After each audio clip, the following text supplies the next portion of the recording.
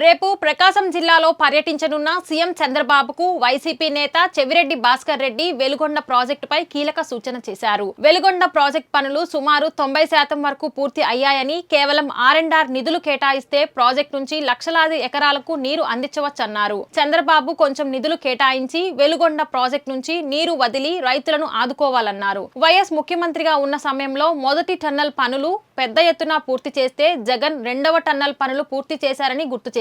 కేవలం చిన్నపాటి పనులు కూడా తెలుగుదేశం పార్టీ ప్రభుత్వం పూర్తి చేయడం లేదన్నారు. ఒక్కటే చెప్తా, వెలుగొండ ప్రాజెక్ట్ ఒక్కటే చెప్తా. వెలుగొండ ప్రాజెక్టుని సుమారుగా 70-80% పూర్తి చేసింది ఒక టన్నుల రాజశేఖర రెడ్డి. రెండో టన్నులు మొత్తం పూర్తి చేసింది జగన్మోహన్ రెడ్డి గారు. కేవలం 3-4 కిలోమీటర్లు చంద్రబాబు కాలంలో తిరుగుమల కాలంలో ఇది జరిగే పని. మొత్తం 15 లక్షల ఇండ్లకు నీరు, 4.5 లక్షల ఎకరాలకు నీరు ఇవ్వగలిగే పెద్ద ప్రాజెక్టు.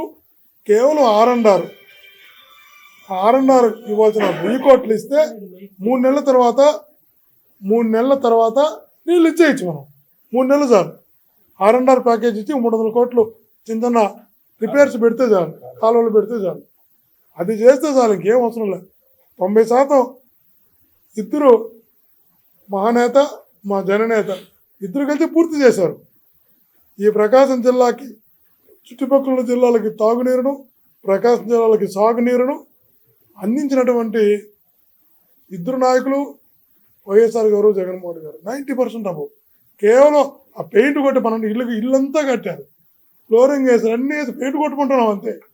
పెయింట్ కొడితే చాలు ఇల్లు అంతే. ఇల్లు పూర్తి గృహప్రవేశం చేయొచ్చు. ఆ పెయింట్ కొట్టడానికి నిధులు కేటాయించకపోతే మేమేం చేయాలి?